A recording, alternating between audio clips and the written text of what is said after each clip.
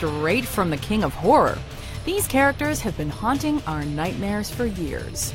Welcome to WatchMojo.com, and today we're counting down our picks for the top 10 best villains in a Stephen King movie adaptation.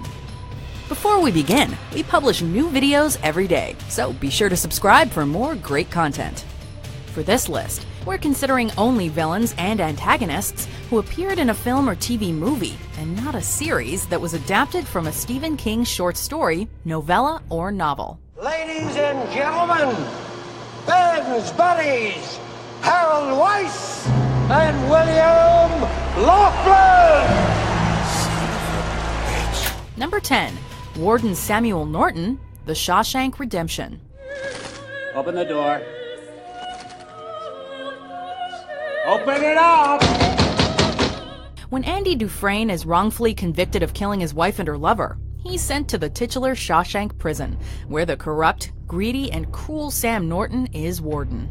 Frequently abusing his authority, he imposes draconian measures on the inmates, and uses his position to rake in extra cash by using his prisoners as essentially free, read slave labor, as a way to undercut all the competition.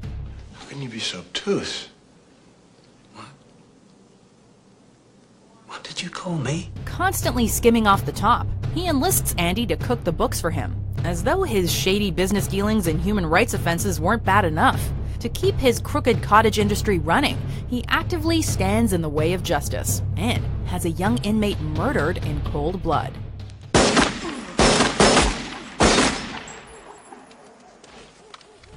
Number 9. Cujo. Cujo, what's the matter? How quickly can man's best friend become his worst nightmare? The villain of perhaps one of King's most grounded stories isn't evil, just a rabid beast on a rampage.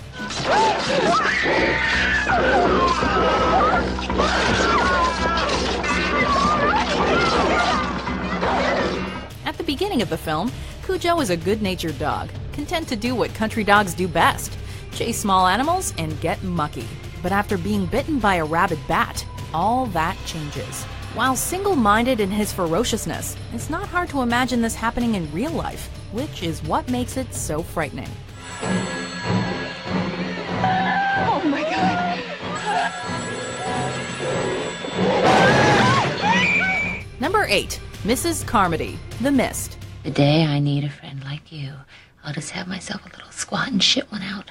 One of the many survivors to get trapped in the Food House supermarket in Bridgeton, Maine when the ominous mist rolls into town. Mrs. Carmody is at first dismissed as the religious fanatic she is. However, as time drags on and fears escalate, and her portentous muttering seems to some like prophecy, she quickly positions herself as a sort of leader, drawing a cult-like following. No, we are being punished. The judgment is being brought down upon us. The fiends of hell, you see, they are let loose. Manipulative, pragmatic, and utterly zealous in her conviction, it's not long before she has most of the terrified, trapped citizens eating out of her outstretched and sanctimonious hand, bending them to her will and wishes, which includes human sacrifice.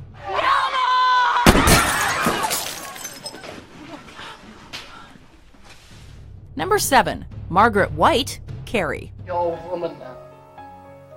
Why didn't you tell me, Mama?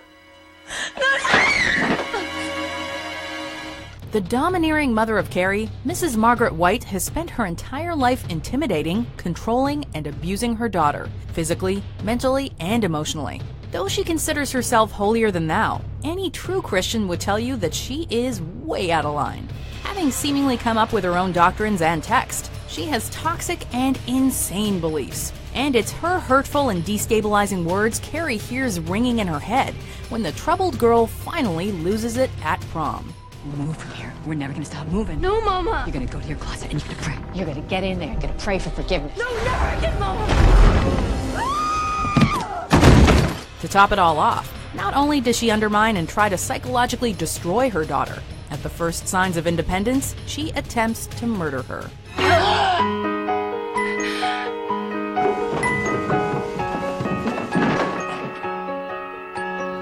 Number 6. He Who Walks Behind the Rose, Children of the Corn. The Lord did come to me, and he was a shape It was he who walks behind the rose. While Isaac Kroner, child prophet and preacher, might be the ringleader who brought the murderous children together, he's just the mouthpiece for an even greater force. He who walks behind the rose. For he has great power, even greater than that of the Blue Man. The Blue Man!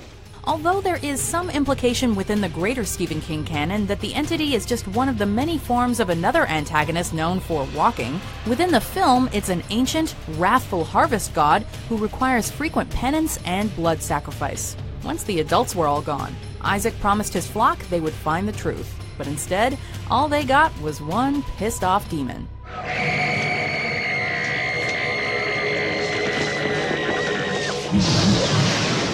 Number 5. William Wild Bill Wharton, The Green Mile. You warning me? You warning me? Well, come on!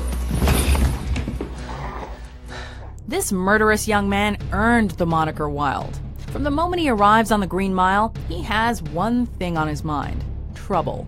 But of course, not only is he a grade-A ass, wreaking havoc and causing problems for everyone unfortunate enough to come into contact with him, he's also a multiple murderer and rapist. I'm gonna kill her instead of you. You're making a noise. I'm gonna kill her. You understand? You understand? It's not until later that it's discovered that he's responsible for the brutal assault and murder of the 2 little girls gentle giant John Coffey is accused of killing. Obnoxious, remorseless, and totally heartless, he makes the petty and cruel Percy Wetmore look like a scared rabbit. I let him go. I was just playing. I let him go. Number 4. Randall Flagg, The Stand. Actually, my name's Flagg. Randall Flagg. He goes by many names. The Man in Black, Walter O'Dim, the Walkin' Dude, but by any moniker, he's one thing at his heartless core: pure chaos. The ultimate antagonist in the Stephen King multiverse, this shapeshifter is the archetype of all villains, and his influence echoes in other King stories, especially his Dark Tower series. You can't stop what's coming. Death always wins. Within The Stand, he adopts the guise and moniker of Randall Flagg, the charismatic and supernatural leader of half of the survivors of the plague known as Captain Trips that wiped out most of humanity. Summoning followers through dreams, he rewards their loyalty with debauched comfort and punishes those who displease him with public torture and crucifixion. Able to shift between lives and worlds, he is malice incarnate. Rub-a-dub-dub.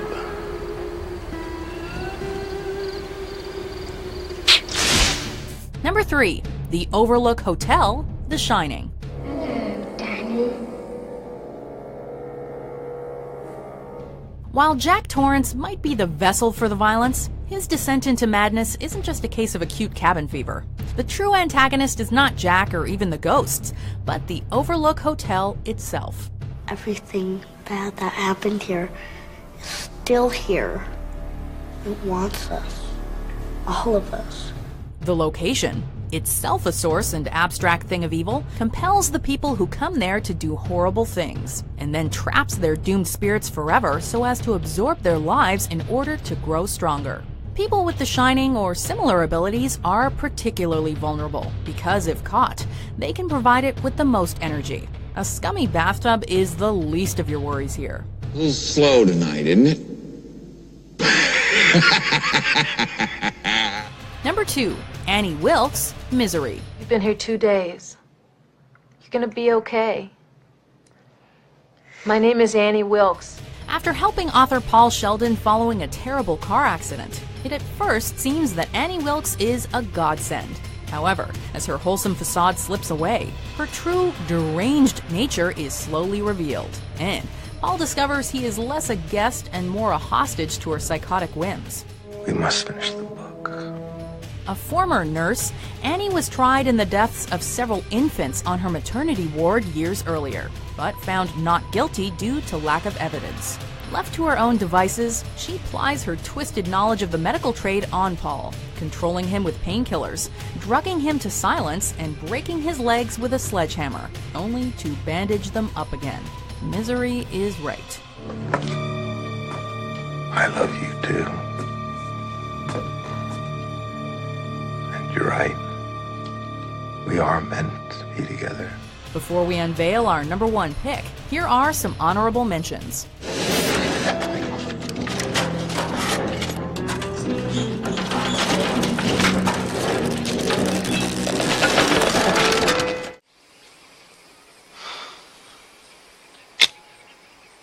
You're dead.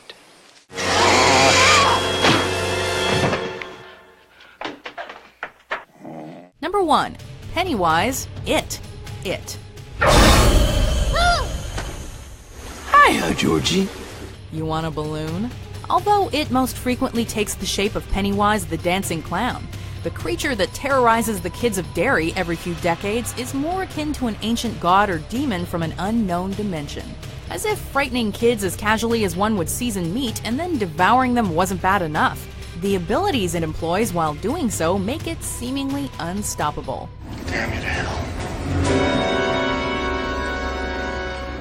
With shapeshifting, telepathy, mind control, regeneration, and partial invisibility being just a few tricks in its repertoire, it can appear anywhere at any time, making sure you're screaming all the way through. Good luck, losers. You're gonna need it.